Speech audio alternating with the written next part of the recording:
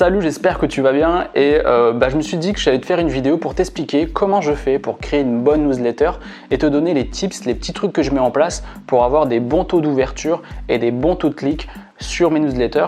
Et tu le sais, je ne cesse de te le répéter sur ma chaîne YouTube et j'arrête pas de te dire que pour créer un business prospère sur Internet, il faut des emails, il faut capturer des emails parce que si demain tu perds tout, si demain tu perds ton site e-commerce, si demain tu perds des trucs super importants, par exemple ton trafic, etc., le seul moyen de contacter et d'avoir la main sur ton business, c'est les emails. Donc c'est important que tu écoutes bien cette vidéo parce que c'est ça qui va te donner une bonne relation avec les gens qui vont lâcher leurs emails sur ton blog, sur ta chaîne YouTube, sur ton site e-commerce. C'est ça qui va te permettre de garder une très bonne relation. Quelle est la fréquence d'envoi d'emails par semaine? Quelle est la structure d'une bonne newsletter? Je vais t'expliquer tout ça parce que moi, quand j'ai commencé, j'étais perdu, je ne savais pas comment il fallait faire.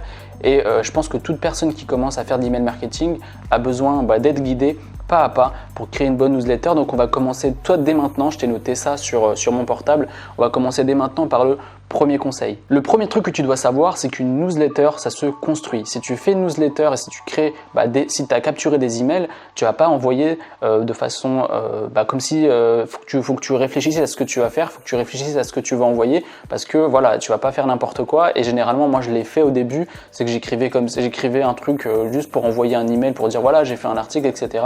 Et mes taux de clic et mes taux d'ouverture étaient catastrophiques.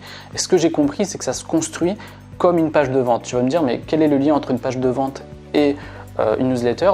Tu vas voir que petit à petit, là je vais te détailler tout ça, c'est que créer une newsletter, il faut donner envie aux gens de cliquer sur ton lien, il faut donner envie aux gens de voir ce qu'il y a derrière cet email. Donc c'est important que tu construises et que tu prennes conscience qu'une bonne newsletter, ça se construit et qu'il faut que tu utilises la même structure pour toutes tes newsletters. Le deuxième conseil, c'est que tu dois écrire ta newsletter comme si tu écrivais à un ami, comme si tu écrivais à un pote, comme si tu écrivais à quelqu'un que tu connaissais. Plus tu mets cette proximité avec la personne, plus elle sera susceptible d'être intéressée par ta newsletter et par ton contenu. Parce que si tu écris ça de façon corporate, comme si tu écrivais, comme si tu te faisais passer pour Nike ou Amazon, franchement, les gens, ils en reçoivent des tonnes d'emails et si tu personnifies pas un minimum ton email va se retrouver ou à la poubelle ou dans les spams. Donc c'est important que quand tu construis ton email, tu l'écris comme si tu l'écrivais à quelqu'un, à un proche ou à un ami. Même si tu vois les gens à qui tu t'adresses, par exemple si tu envoies un email et que tu vous vois, il n'y a pas de souci, mais essaie de vraiment être proche de la personne, essaie de lui dire voilà, je suis venu pour t'aider, je suis venu te donner des conseils pour résoudre ce problème. Donc le deuxième conseil, note-le bien, écris des emails comme si tu parlais à un ami. Le troisième conseil, c'est oublie les newsletters sophistiquées. Là, je te parle vraiment des choses importantes qui font vraiment augmenter ton taux d'ouverture et tu dois vraiment te prendre conscience. Oublie les images. Oublie le design de fou, parce que quand tu prends un système d'email marketing comme GetResponse, Mailchimp, Aweber, etc., ils te proposent des designs déjà définis pour créer une newsletter. Je te déconseille de les prendre, je te conseille vraiment de faire quelque chose de simple, juste avec de l'écrit, comme si tu l'envoyais à quelqu'un de ta famille, comme si tu l'envoyais à un ami. Donc c'est important parce que regarde, si tu reçois un email un peu corporate de Nike, Amazon, etc., tu sais pertinemment qu'il y a un truc à vendre, tu sais pertinemment qu'il y a un truc derrière et que c'est pas forcément un truc positif pour toi, alors que quand tu reçois un email de ton entourage, c'est juste un email avec du texte, il n'y a pas forcément d'image. Et en plus, quand tu enlèves les images, etc., tu es certain que ta newsletter va atterrir dans la boîte de réception au lieu qu'elle se retrouve dans les spams. Donc oublie tout ce qui est images, etc. C'est très important. Donc là, on va rentrer un peu plus en profondeur et c'est ça qui va vraiment tout changer dans ta newsletter et je te conseille vraiment d'être attentif dès maintenant parce que c'est comme ça que tu vas vraiment avoir des bons taux d'ouverture et des bons taux de clics sur tes newsletters. Le premier truc, c'est que tout se joue sur le titre. C'est-à-dire que la première interaction qu'a la personne avec ton email, c'est le titre. Si le titre est bancal, si le titre ne donne pas envie, sache que la personne ne cliquera jamais sur ton email.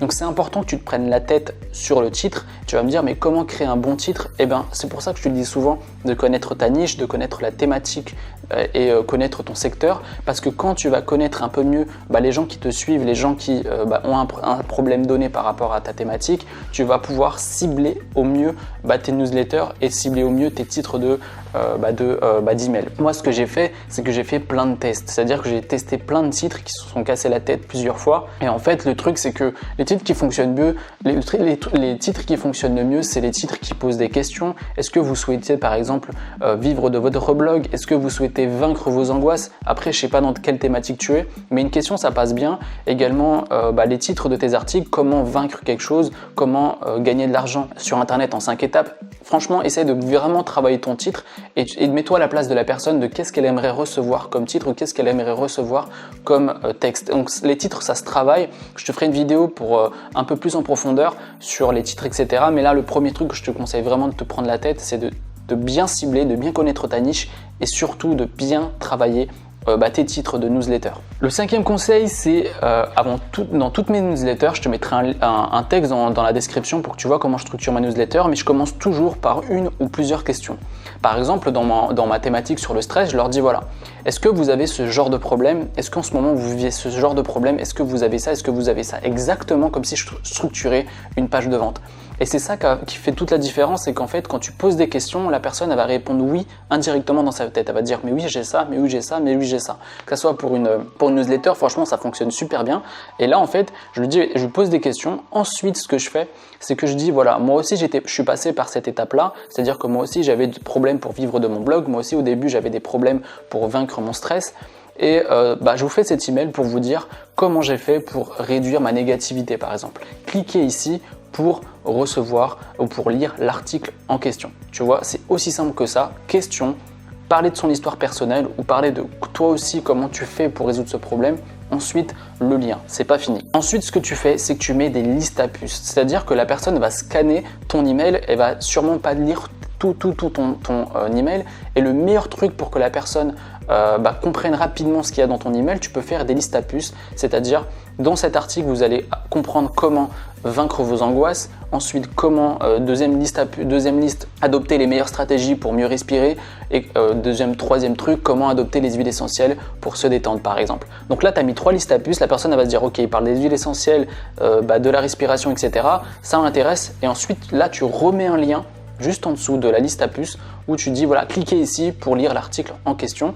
Et ensuite, tu peux mettre une phrase du genre voilà, si vous voulez résoudre votre problème, cet article peut vraiment changer beaucoup de choses dans votre vie par exemple. Ensuite, tu dis à tout de suite, par exemple, tu mets ton nom juste en dessous.